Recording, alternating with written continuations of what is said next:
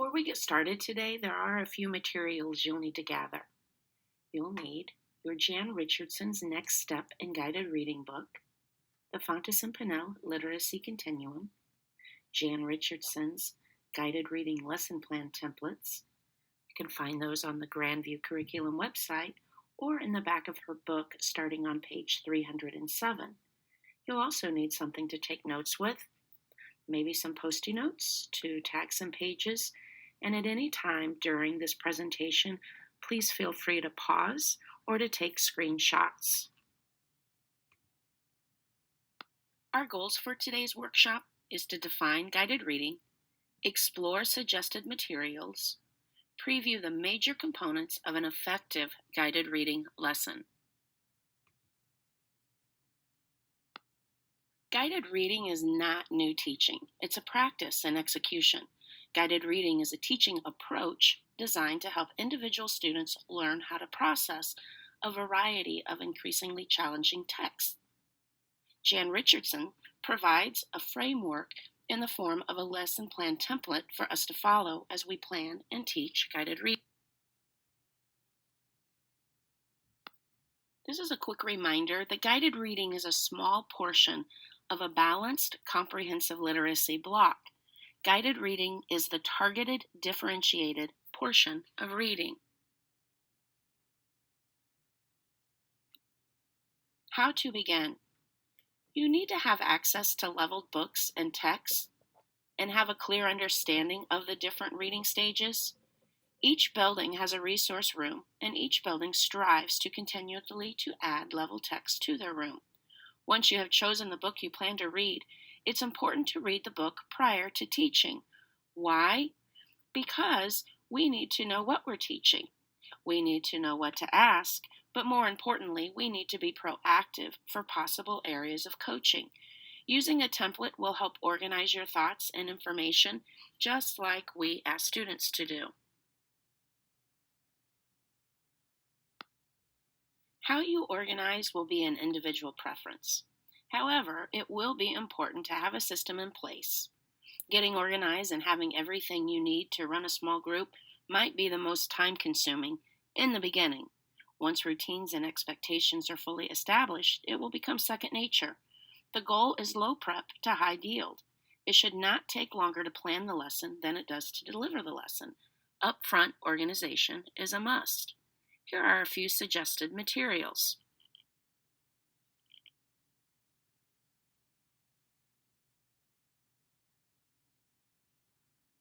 Here are the components of an effective guided reading lesson. It might be a good idea to go ahead and pull out one of your lesson templates. Remember, the purpose of guided reading is to provide practice for all of the components, not just one. It's a fast-paced routine. As far as time for guided reading, most professionals believe 15 to 20 minutes of guided reading time per group. Most lesson plans are set up as such. One lesson plan at the lower level is generally for 2 days, therefore 2 days on the same text. Those texts are then moved to the familiar reading. At the 3-8 or transitional and fluent stages, 3 days, one book, but never more than 2 weeks on the same book. More skills are taught and practiced at this stage, and the writing about reading becomes more in-depth. Other acceptable texts at these levels are Time for Kids, News ELA, ReadWorks, the Missouri Department of Conservation. These are just to name a few.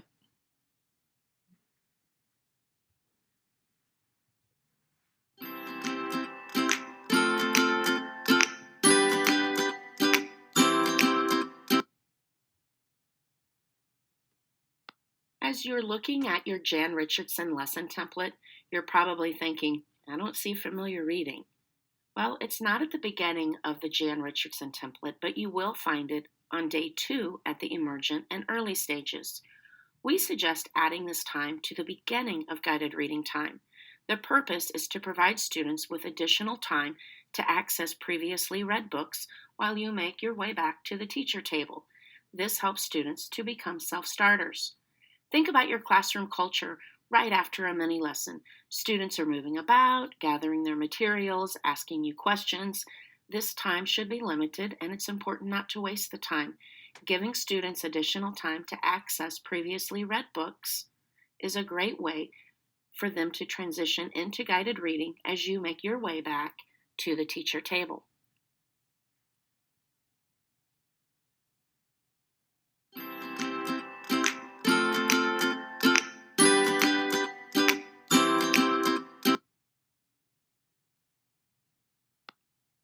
The sight word fluency component is meant to be quick and rapid. For stages A through I, we are striving for automaticity, familiarity, and expression. Fluency at the higher stages will look and sound a bit different. At the emergent and early stage, we recommend using the echo reading format. You say, they say. At this time, students are practicing letters, sounds, words, chunks, blends, sentences. Remember, students need to hear how to say the word, phrase, or sentence, and Jan Richardson suggests focusing on 3 familiar words and then students write them.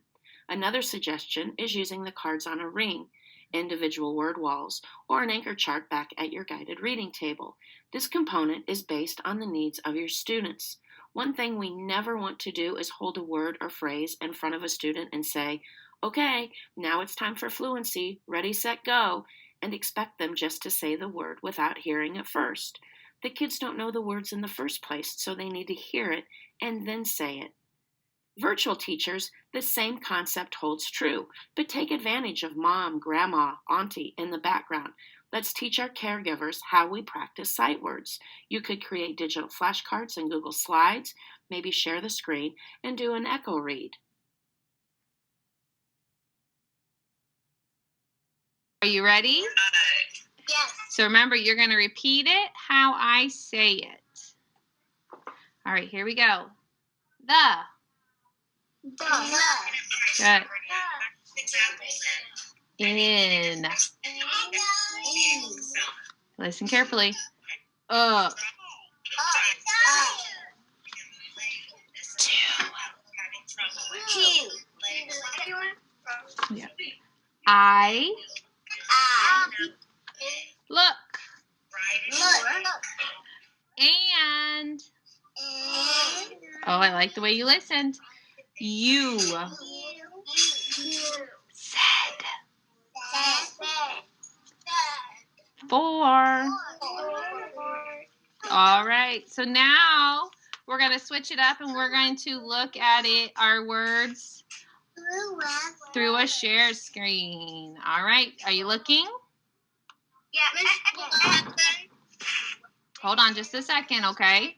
Let's try the one and you do it. All right. So remember, you're going to listen to the way I do it and then you're going to repeat it. Here we go. The. 4 is 2 and A up we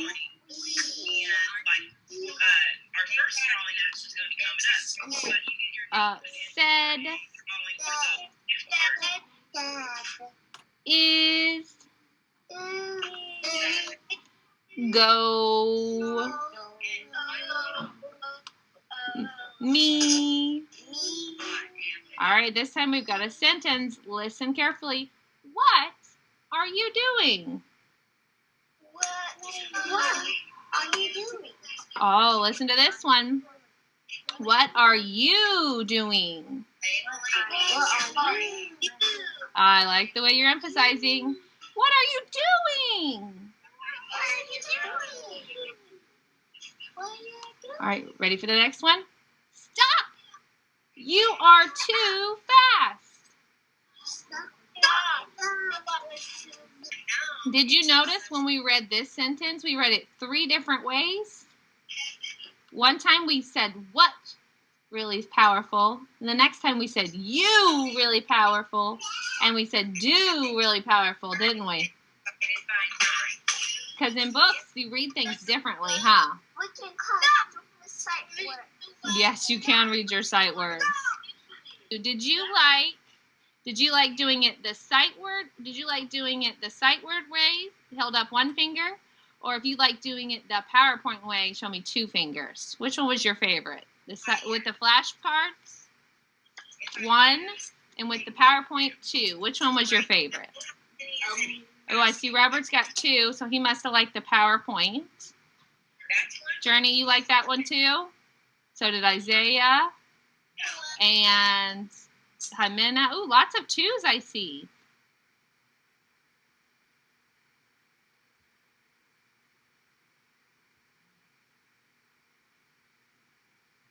A whole other session could be devoted to fluency, but for right now, let's just focus on this fluency continuum. The most foundational component in K1 is primarily phonemic awareness, phoneme and sound fluency, letter and alphabet fluency, sight word and decodable word fluency, and sentence fluency.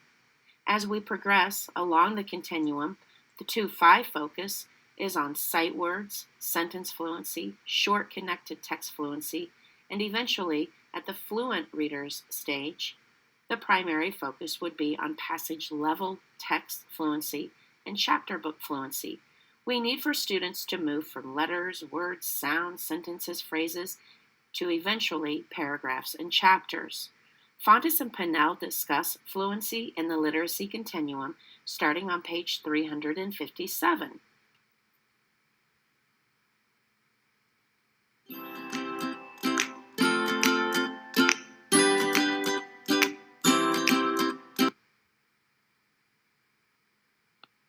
The book introduction should be short and sweet. You are setting a purpose for reading. Rarely will we ask students not to share their thinking, but at this component we want to hold to a short in and out movement. We all know when we ask students what they think about something new, we hear about their cousins, maybe the color of their sweater, their opinions, and 10 minutes later. This is where routines and expectations will be important. It's awesome students are already making connections, but their connections and background knowledge only help themselves. It's not beneficial to those who have different experiences. Basically, it only benefits the one who is doing the talking. Being deliberate with your words and pre-planning and questions will move this component along. Say everybody knows or has heard about. Readers use what they know to help them read. When you read this book, ask yourself, do I know anything about? This is also the time when you introduce new vocabulary. As you plan and review the book, jot down words you believe students might struggle with. As you introduce the book, show the students these words, say the words, have them say the words, go to the page number the words appear on, and give them a very brief definition and move on.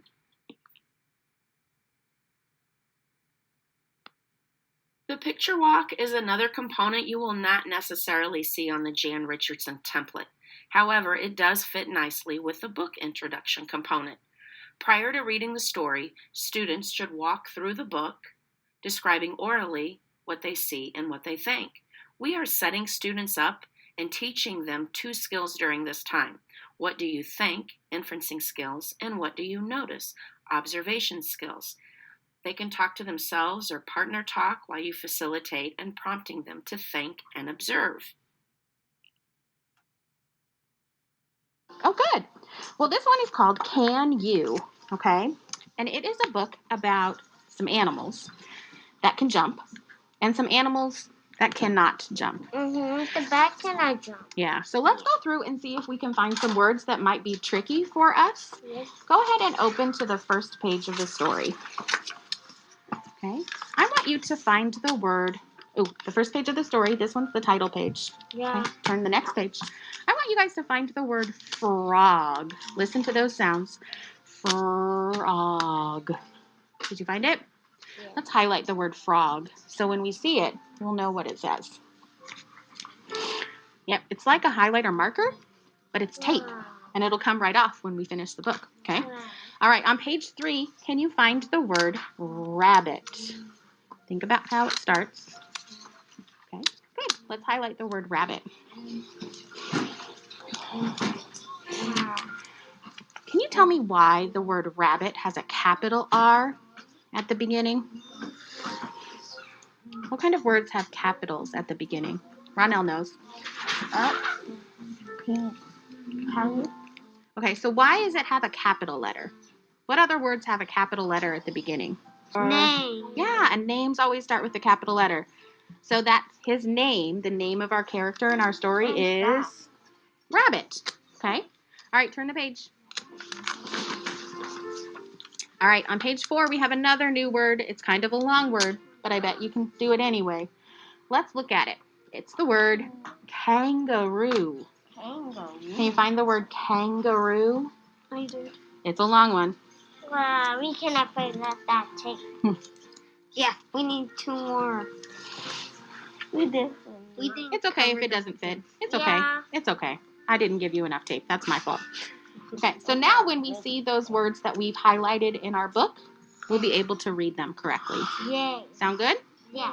Okay, so our characters on our story are Frog and Rabbit and Kangaroo.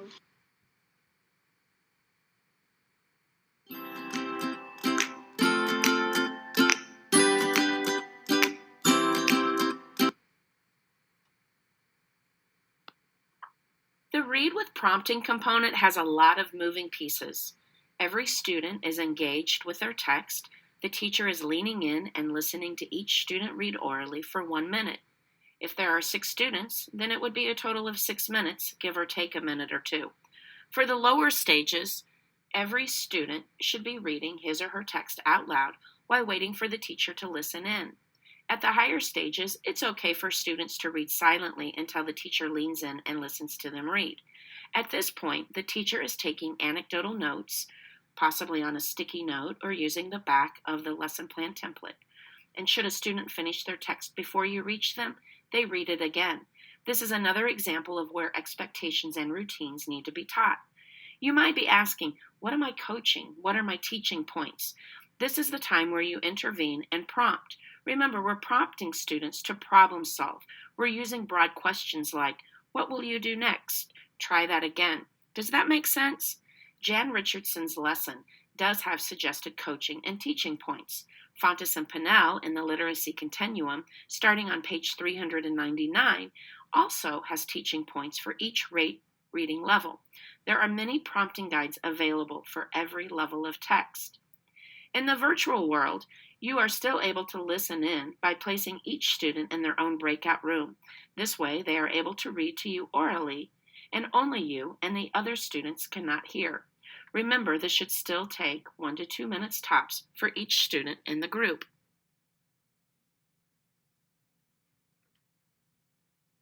The read with prompting and coaching component is one of the most important stages. Since guided reading is done in a small group, there are daily opportunities to jot down what you notice students doing. It's also a perfect opportunity to provide immediate feedback and coach them. This is the time where you're going to take notes and plan out what your next steps will be.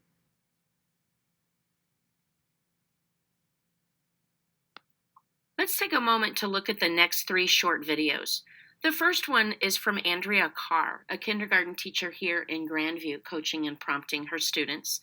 The second one is Micaiah Jacobs, a 2nd grade teacher here in Grandview, coaching and prompting. And the third one is Jan Richardson, also coaching and prompting a student.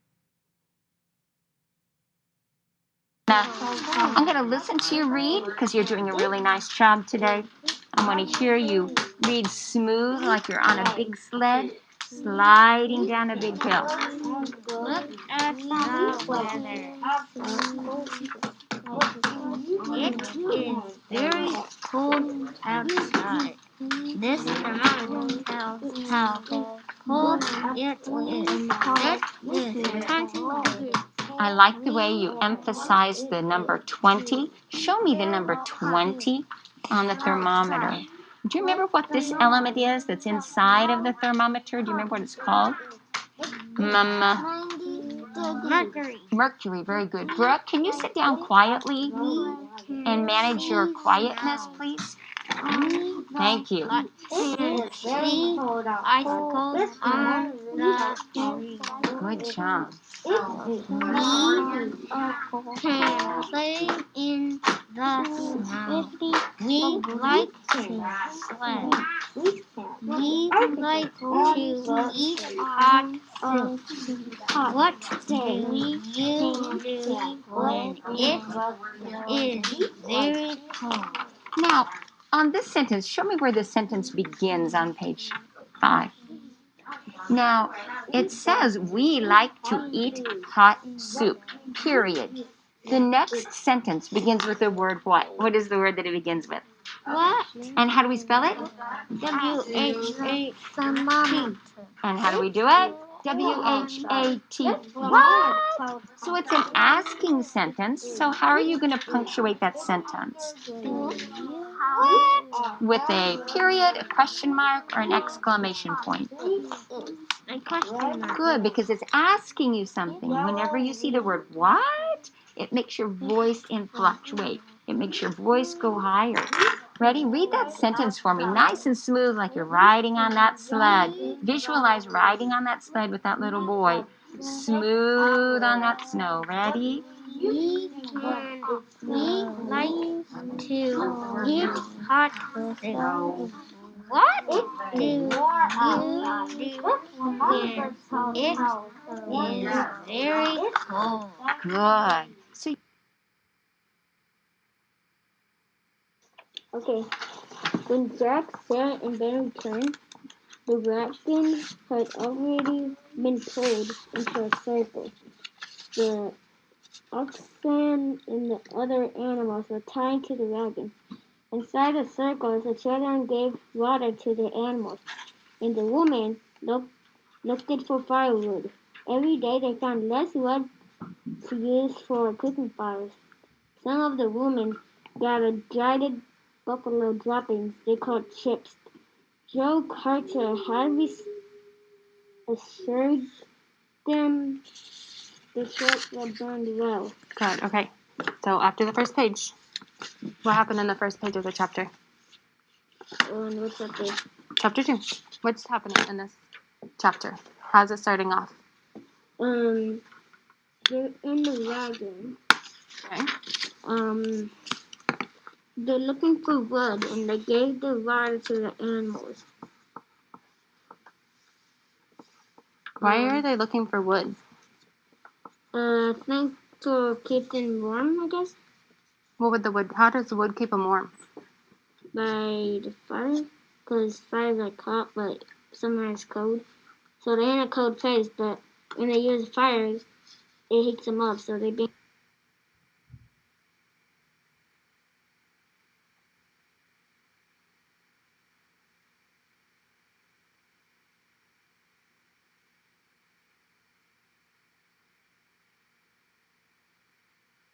Tell me what camouflage means using this illustration. What is camouflage? Changing colors. Do you see the animal in there? Yeah, show me the animal. Hey, how is he camouflaged? Okay. By blending into the rock. There you go. Now, if you didn't know what camouflage means, do you know what you could do to help yourself figure it out? It's a bold word.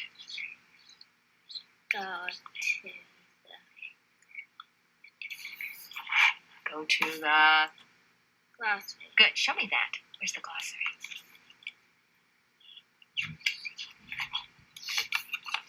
There it is. You see camouflage? Mm-hmm. Very good. Okay, so here's what I need you to do as a reader. I need you to use your pictures to help you explain to yourself what you just read. Okay? Go ahead and read a little bit more for me.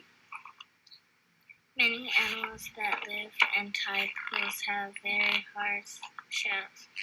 The shell protects the animal from the crashing waves.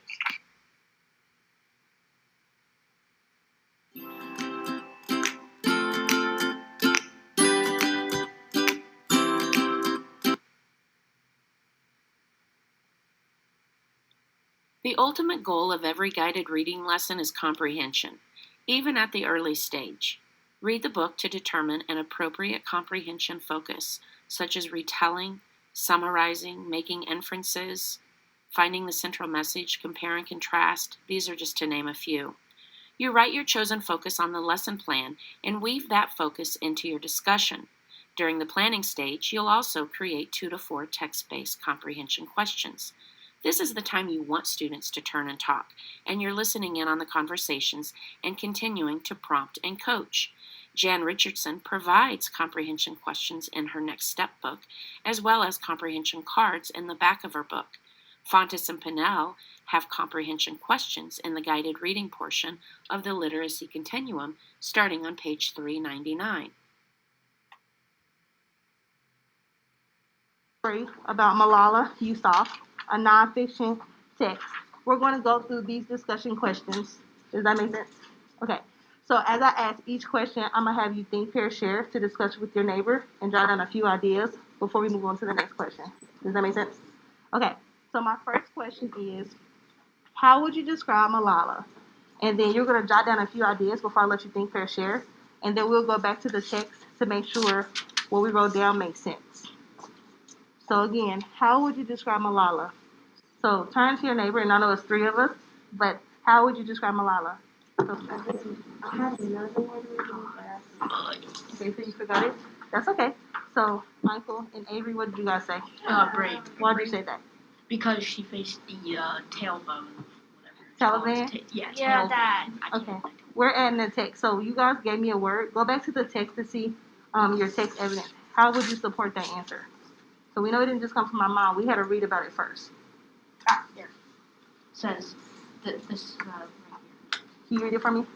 It says, but Malala would not be Deterred? deterred from her passion for learning. Not only did she continue to attend school, but she also spoke publicly about the distant or objection on Pakistan televised program. Malala was brave enough to express her disbelief. How dare they proclaimed The Taliban. You're right here. How dare the Taliban? You skipped on. Taliban take away my basic right to education. Freeze. That was perfect. And what I noticed about that text evidence, it had the same word that you used to describe her in that. So I know that that's correct. Jayla, you have something to add on? I'll move on to the next question. Okay, number 2 says, describe the challenges Malala faced. So what were some of the things that were difficult for Malala? Why were they difficult? Go through the text and see if you can find the answer. So we're looking at why it was difficult for Malala. What were the challenges she faced? Okay, Jayla, let's get in the wait time. 30 seconds. Let's get the answer in our brain first.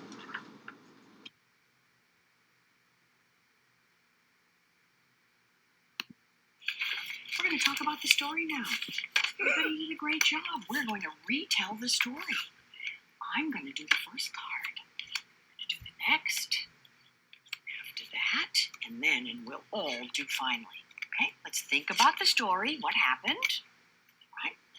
You have next, the problem is, after that, and then. I'll start. In the beginning, Bear was kind of showing off for the other animals, and Chipmunk was watching him. Emma? Next. Chipmunk said to Bear, "Can you take the sun away?" Okay, then what happened? What was the problem? Bear thought he took the sun away, but he didn't. He didn't. Why not, Ruby? Why didn't he take the sun away? Because he thought he could take it away. Did he have power over the sun? No. Okay. Fletcher? After that, he thought he could, right? And then what happened? After that, Bear snatched Chipmunk, and Bear made Chipmunk have stripes on his back. But we're going to talk about a few details because something happened before that, Fletcher, okay? So, I know. After that, where Ruby told us the problem. But what happened? The scratch didn't happen right away. Something else happened. Night came. And they were talking. Fletcher, do you remember that part? Yeah, so tell us about that. After that, what Ruby told us, it was nighttime. And what did Chipmunk say to Bear, Fletcher? That he did take the sun away. Yes, okay. That's part of our details, adding details to tell our story, okay? And then what happened? Bear got mad at Chipmunk And he scratched. That's why Chipmunk has stripes on the back. And that is when we say finally. Let's do that part together. Just what Annie was telling us, okay? At the end, finally, the bear, what did he do? Scratched Chipmunk. And that's what? How chipmunks? Why chipmunks have? Stripes on the back. And something else at the end.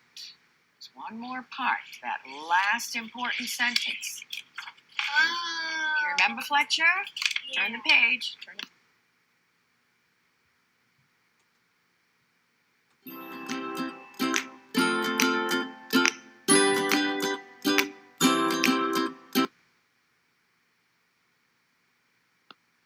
Word work or word study is meant to be short and intentional.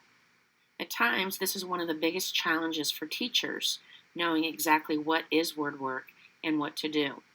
Fontes and Pinnell provide suggested word work lessons for each reading level in the Literacy Continuum book. You'll find this in the blue section towards the back of the book. Also, in the orange section of the Literacy Continuum, starting on page 357, there are word work, phonics, and spelling. Jan Richardson offers many word study activities in her Next Step book. These are great resources to get started. Thinking of word work is thinking of Fluency Continuum. It's going to look different at each stage.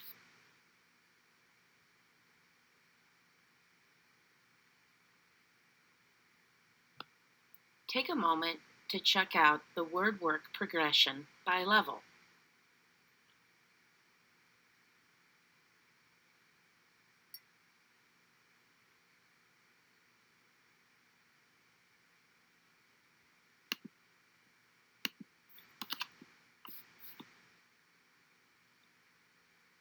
Okay, boys and girls, we're going to be listening to the vowel sounds in the middle of the word.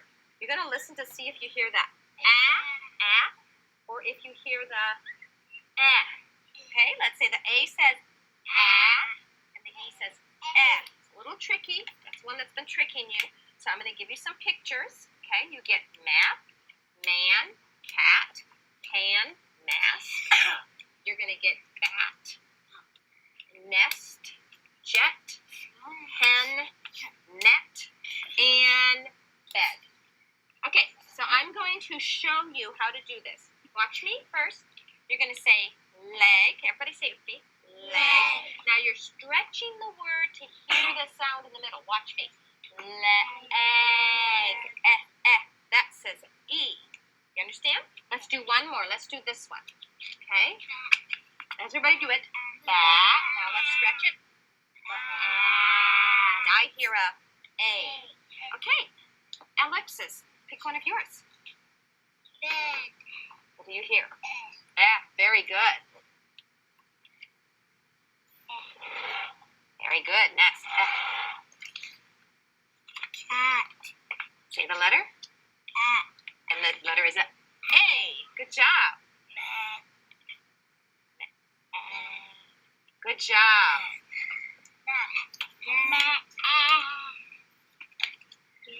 That was perfect. And the letter is a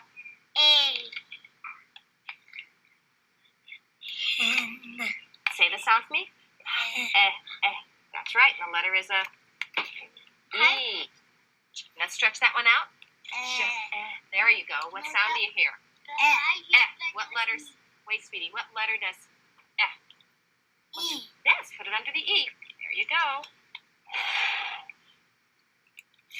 And very good. That's an A. And you have good. And that say the sound for me. Excellent. And the last one is that's a E. Beautiful job. Wow, that was awesome.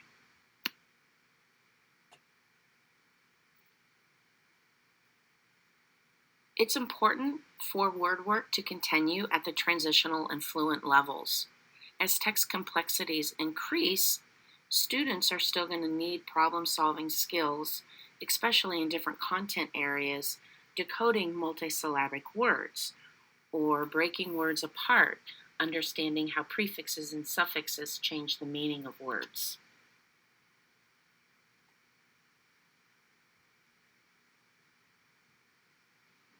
All right. So today we're going to do some word work, okay? And we are going to look at some words that have prefixes on them.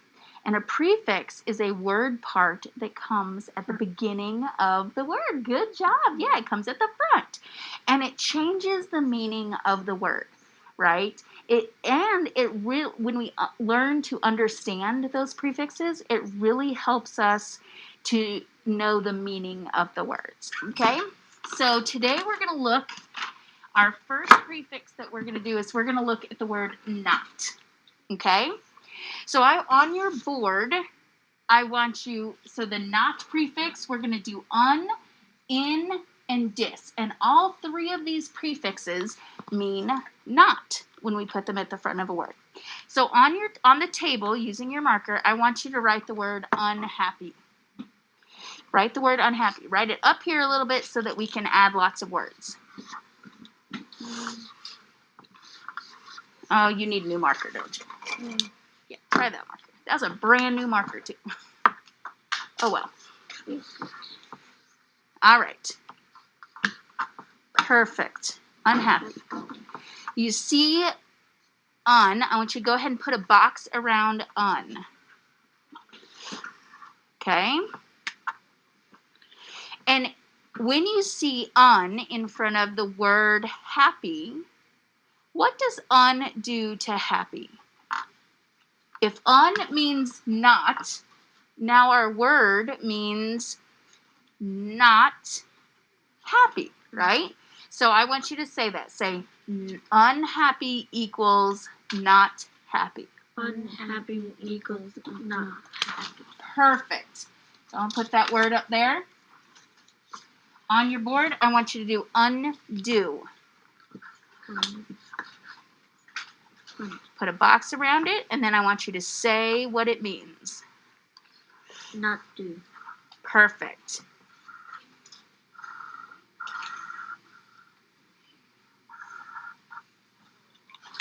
Not do. Perfect. Okay? Excellent. All right, so then we have in.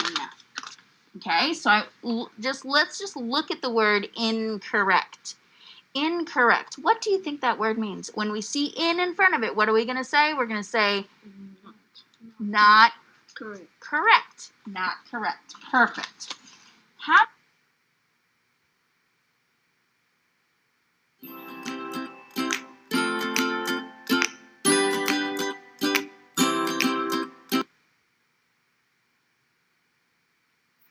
Writing is reading in reverse. We write like we read. Another way to think about it is reading, decoding, input, breathing in, soaking it all up, and the writing is the output, the encoding, breathing it out. At the K2 level, it will consist more of dictation and learning phonics. Remember, the whole point behind phonics instruction is to get them out of phonics instruction. When kids know how to read and write, they are able to get on into comprehension. One of the biggest phonics favors we can do for students is to teach them that most words have more letters than sounds. Early stages will require more interactive and repetitive support when constructing letters and phrases and spelling. Examples would be forming letters, dictating sentences, reading what they write, sharing the pen. Thinking back to our Orton-Gillingham training, guided writing at the pre-A to early stage is the same as the application of a new concept in the OG framework. State the word, pound the word, write the word, etc. Capitalization, spacing, left to right. As students progress to the transitional and fluent stages, their writing will become more complex because the text complexity increases.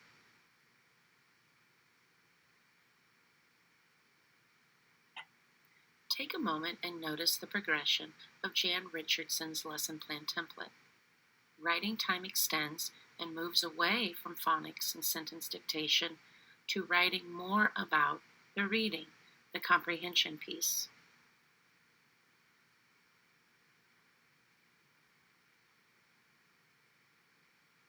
we are going to write a sentence. Okay? We are going to write a sentence, kind of like the sentences that were in our story. Okay? Now, you said sushi, cheeseburger, cheese ravioli, and broccoli. And all of those things are what? Food, okay? So our sentence is going to be, But one of them is vegetables. It's still a food though, isn't it? Yeah. Okay. So hold on. Oh, you guys are going so fast. Hold on. Our sentence is going to be, we like food. Okay? Can you say that sentence with me? We like food. Okay, so what are we going to start our sentence with? We. We is the word. Okay? So go ahead and write we.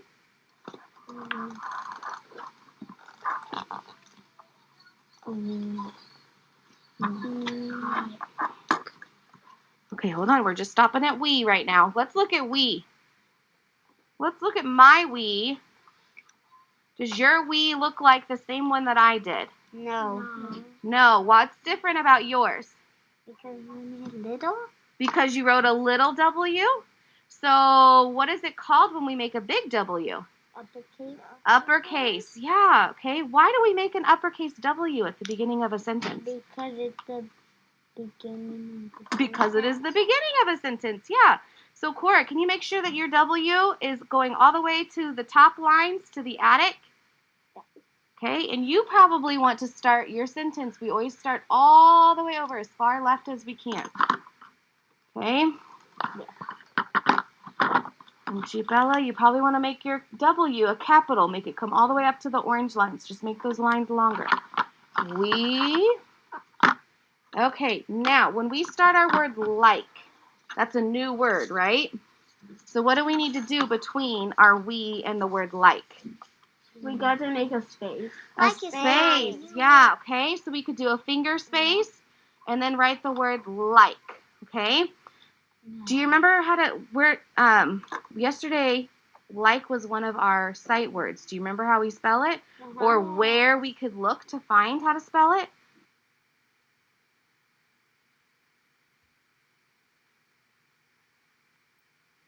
As students progress, their writing will become more complex as text complexity increases. At the transitional and fluent stages, students will do more technical or functional writing with given prompts. Students will plan and write about their reading, focusing on comprehension strategies such as summarizing, question generating, compare and contrasting, forming opinions, and synthesizing. They will create and use graphic organizers to gain a better understanding of text structure or how texts are organized. During guided writing, teachers will continue to lean in and coach students on their writing. Students also need time to share their thinking. Using the Jan Richardson comprehension cards, it's a great place to start for the upper stages. Jan Richardson does provide prompts for all stages of the writing in the Next Step book, and Fontes and Pinnell also provide writing prompts in the Literacy Continuum in the guided reading section starting on page 399. Have our opinion about a story, about a girl in a story, and mainly what that opinion is, and then what in the text made us think that. Okay? So we're going to do this by creating a graphic organizer. So I want you to make sure that you have your writer's notebook and your pencil. And we'll create your graphic organizer here in a moment. But I'm going to graphic organizer. We're going to make one. So I want you to draw on your paper. I want you to draw a line going down. And I want you to draw a line going across. And I'm going to help you fill out some things in your graphic organizer that'll help you come up with this opinion that we want to do. So I'm going to make a new one just so that I can do it along with you guys. So I got my line going down, my line going across. Make sure yours looks like mine. Okay, at the top I'm going to write, who is she? Question mark.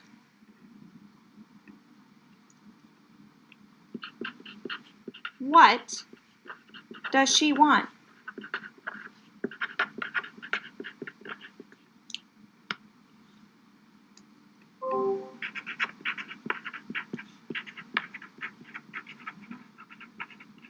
What happens?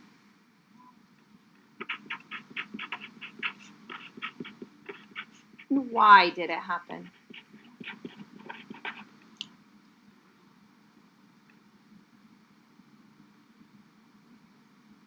Can you guys just kind of show me your graphic organizers? Just hold them up so that I can see. Awesome. Good job. Okay, do we know who she is? Yes, Okay, Cristobal, what are you thinking? she's a girl from Pakistan. And remember, a graphic organizer is our notes, right? So we do not have to capitalize on a graphic organizer. We do not have to have complete sentences on a graphic organizer. It's just our notes. It's just things that we're writing down for us for our future piece of writing.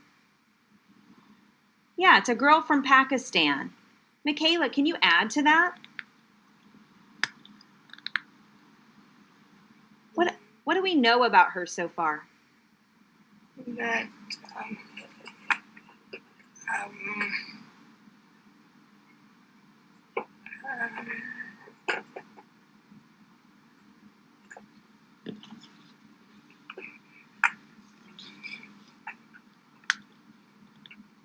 Do we know anything about her father?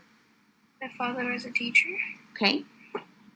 Going back to our graphic organizer, how would you describe Malala now? Who is she?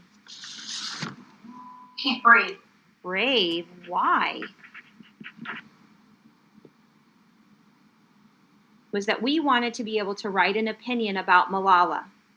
And why we think that because of what we had read, right? So the sentence stem that I would use for that is and I'm going to write believe, but remember, you could write think, or you could write feel, because those are all opinion words. I believe Malala is what? What do you believe about her? Look back at your graphic organizer. What do you believe about her? She wants an education. Okay, I believe that Malala, and we don't even need wants in there, wants education.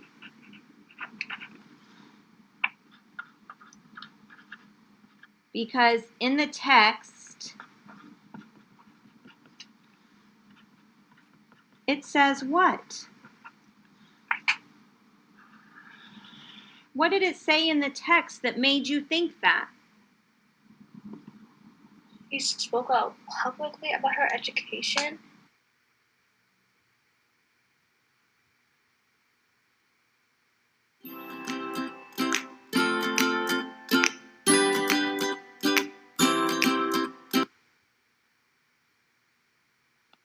So you're ready to do guided reading, but what to do with the rest of the class when you're working with small groups?